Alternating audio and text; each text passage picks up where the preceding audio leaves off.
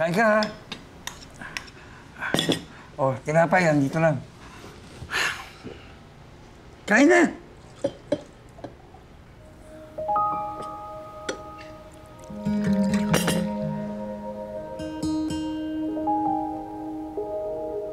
Masarap ba? Ako nagluto niyan. Ano nga palang favorite color mo? Black po. Black? Ako naman, orange.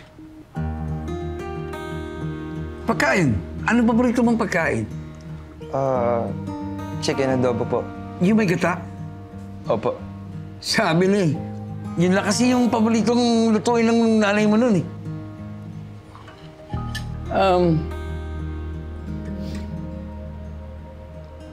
Look. Alam ba ng mama mo na kinontak mo ko? Hindi pa po eh. Naghahanap po ako ng good timing.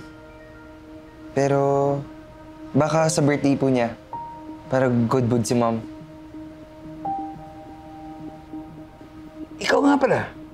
Kailan ang birthday mo? February 8 po. Belated, ha? Ako naman, July 14. May gagawin ka ba nun? Yes po. May school trip po ako nun. Sayang.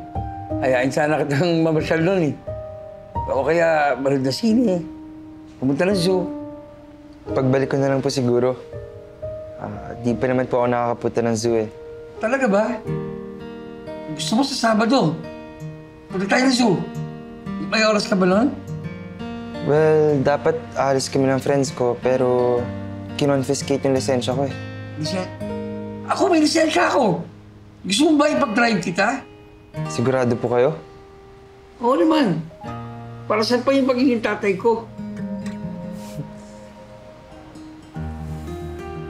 Kain na, anak. Sige po.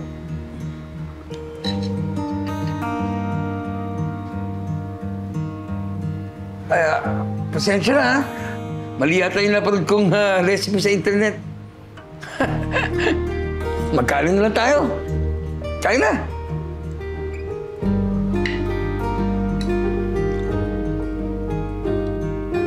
Talaga palang mahilig manurpresa yung anak mo, Pards, ah.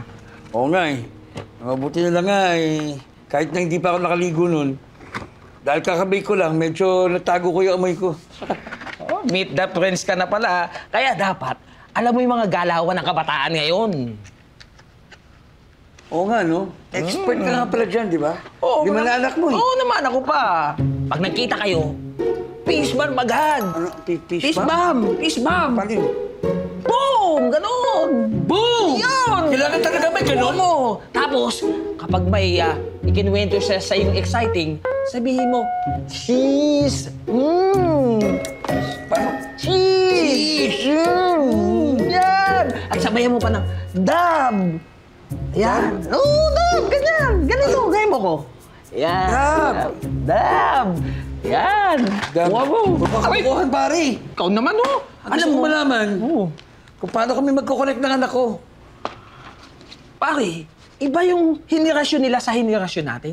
Kaya dapat nakikibagay ka. Pare, anak ko na nga yung gumawa ng paraan para makontak ako eh. Kinakailangang mapatunayan ko kay Edith at sa mga pamilya niya na karapat-dapat nga ako maging ama. Tama yan, Pards. Palapitin mo yung loob niya sa'yo. Total, mahilig siya sa sorpresa. Eh di, sorpresahin mo din. Oh.